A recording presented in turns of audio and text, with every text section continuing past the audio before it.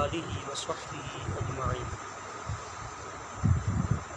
حضرت سیدہ عائشہ صدیقہ رضی اللہ تعالی عنہا سے روایت ہے، فرماتی ہیں نبی کریم صلی اللہ علیہ وسلم دائیں ہاتھ سے ابتدا کو پسند کرتے تھے، اپنے تمام کاموں میں جہاں تک ہو سکتا تھا دائیں ہاتھ سے ابتدا کرنے کو پسند فرماتے تھے۔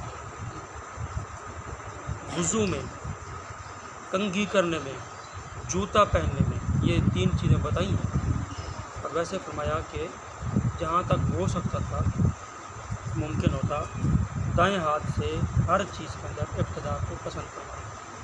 کوئی بھی کام دائیں ہاتھ سے کرنے کی جو ہے وہ کوشش کرنی چاہیے، عادت بنانی چاہیے۔ اگر کوئی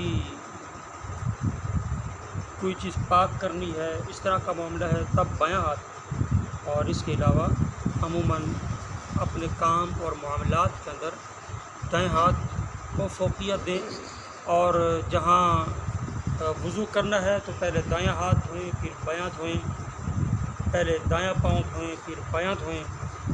کنگھی کرنی ہو پہلے دائیں طرف سے کریں پھر بائیں طرف سے، اور درمیان سے جو ہے نا وہ مانگ نکالنا، یہ سنت ہے، اور پہلے دائیں طرف بالوں کو سنواریں پھر بائیں طرف۔ جوتا پہلے دایاں پہنیں پھر بایاں۔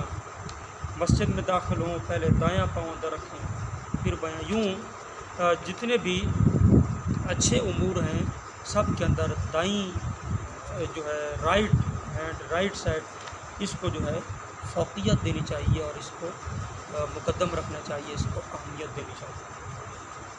یہ اپنا آج کی حدیث پاک میں ہمیں سبق ملا ہے۔ کل بروز قیامت جو اہل جنت ہوں گے ان کو نامہ اعمال دائیں ہاتھ میں دیا جائے گا، اور اہل دوزخ کو نامہ اعمال بائیں ہاتھ میں دیا جائے گا روز قیامت۔